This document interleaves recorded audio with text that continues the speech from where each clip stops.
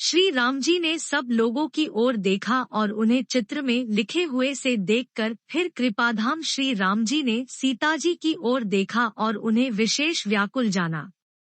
उन्होंने जानकी जी को बहुत ही विकल देखा। उनका एक एक क्षण कल्प के समान बीत रहा था। यदि प्यासा आदमी पानी के बिना शरीर छोड़ दे तो उसके मर जाने पर अमृत का तालाब भी क्या करेगा? सारी खेती के सूख जाने पर वर्षा किस काम की? समय बीत जाने पर फिर पछताने से क्या लाभ? जी में ऐसा समझकर श्री राम जी ने जानकी जी की ओर देखा और उनका विशेष प्रेम लगकर वे पुलकित हो गए। मन ही मन उन्होंने गुरु को प्रणाम किया और बड़ी फुर्ती से धनुष को उठा लिया। जब उसे हाथ में लिया तब वह धनुष बिजली की तरह चमका और फिर आकाश में मंडल जैसा मंडलाकार हो गया।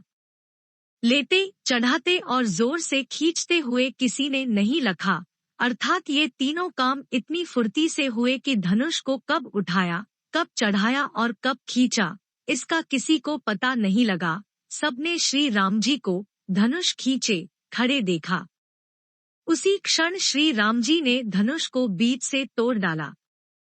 भयंकर कठोर ध्वनि से सब लोग भर गए।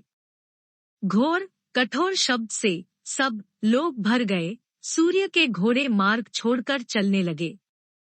दिग्गज चिघाड़ने लगे, धरती डोलने लगी, शेष, वाराह और कच्छप कलमला उठे। देवता, राक्षस और मुनि कानों पर हाथ रखकर सब व्याकुल होकर विचारने लगे। तुलसीदास जी कहते हैं, जब सबको निश्चय हो गया कि श्री राम जी ने धनुष को तोड़ डाला, तब सब श्री रामचंद्र की जय बोलने लगे। शिवजी का धनुष जहाज है और श्री रामचंद्र जी की भुजाओं का बल समुद्र है। धनुष टूटने से वह सारा समाज डूब गया जो मोहवश पहले इस जहाज पर चढ़ा था, जिसका वर्णन ऊपर आया है। प्रभु ने धनुष के दोनों टुकड़े पृथ्वी पर डाल दिए। यह देखकर सब लोग सुखी हुए।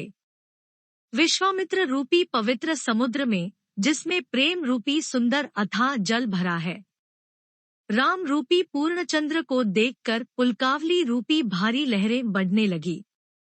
आकाश में बड़े जोर से नगाड़े बजने लगे और देवांगनाएं गान करके नाचने लगी। ब्रह्मा आदि देवता, सिद्ध और मुनीश्वर लोग प्रभु की प्रशंसा कर रहे हैं और आशीर्वाद दे रहे हैं।